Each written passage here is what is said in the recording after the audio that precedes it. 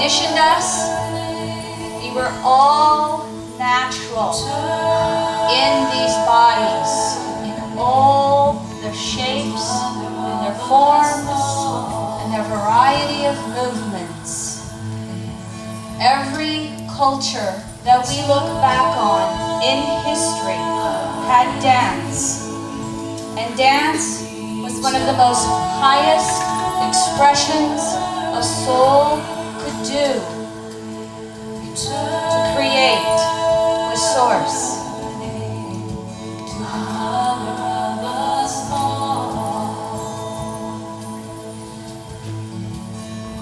My soul history came through Isis and Egypt.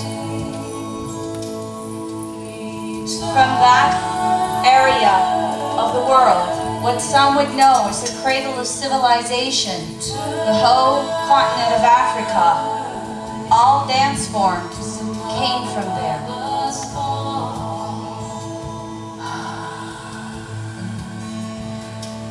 When we used to know dance in some of its most natural forms, one of the areas that was the most sacred was the pelvis, because it contained the womb. Goddess created in the womb. So yes, we had dance for childbirth, but we also had the dances of the pelvis, because those were our power areas. So I want to take us through basic movements of the pelvis, because if you can remember yourself around a campfire 50,000 years ago, you had your feet on the ground. You knew how to hold some type of instrument to protect you. And you knew that your source of power came from your pelvis. So, Oriental dance worships the pelvis. And it's very, very simple movements of the pelvis. It moves the 4 directions. Feet on the ground, a little apart so you've got your balance. The 4 directions: forward, back, forward, back, forward, back. Yeah. Looks good. And by the way, it was both men and women. And who would we think of to do this the most natural? When we go back, the men danced as much as the women. Both could move the body in this variety of ways. So the other directions: to the left, to the right, to the left, to the right, just whatever works for you.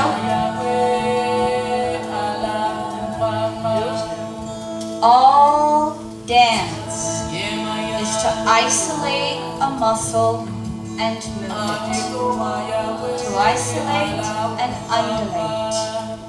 So as you would like to, I'd now like you to take your pelvis and work the 4 directions, however it works for you. And you know what happens when you go forward, right, back, left? You create the circle.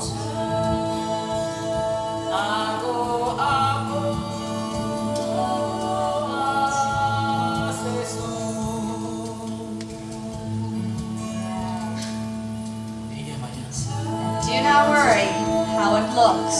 You only want to know how it feels.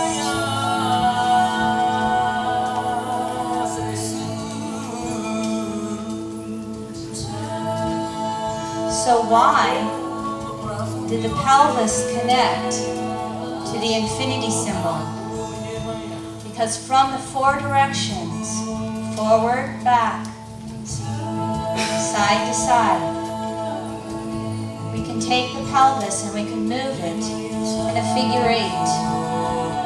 Those of you who know how to do a figure eight can start. Watch my hips, watch my feet. I'm still connected to the ground, but do you see how I take a hip and I lift and bring it down? And I lift and I bring it down. You can close your eyes if you want. And imagine yourself making a figure eight, going from side to side, lifting and moving over, lifting and moving over. You can even stop and change directions.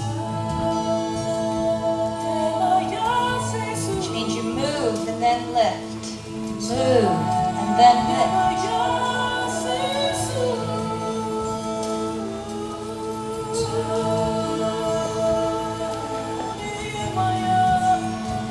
Remember the hips as they do a circle? You can do a figure eight horizontal. Bring a hip around and move to the front. Around and move to the front. Around and move to the front. So the figure eight, or the infinity symbol, will also work 4 directions. Up and down, front to back, and then you can switch. You go forward and back, forward and back.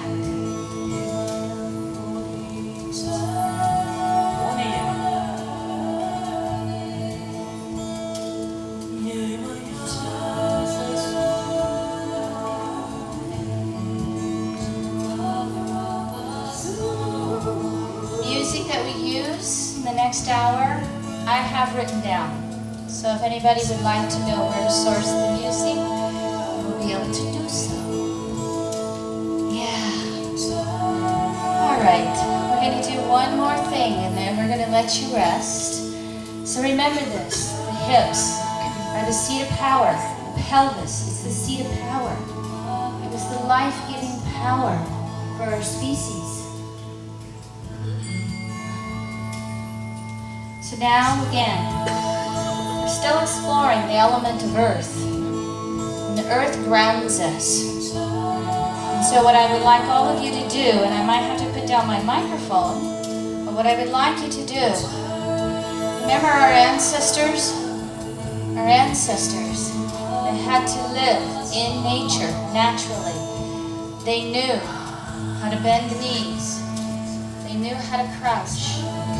They knew that at any moment they would have to choose in an instant whether they were going to fight or flight.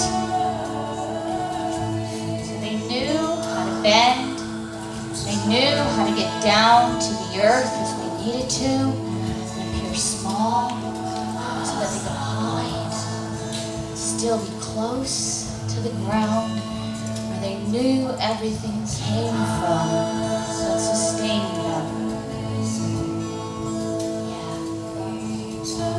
So now I'm going to tell you what we're going to do, and I'm going to put my microphone down and do it with you. For those of you who know yoga, we're going to do the arch of the cat, and crouch,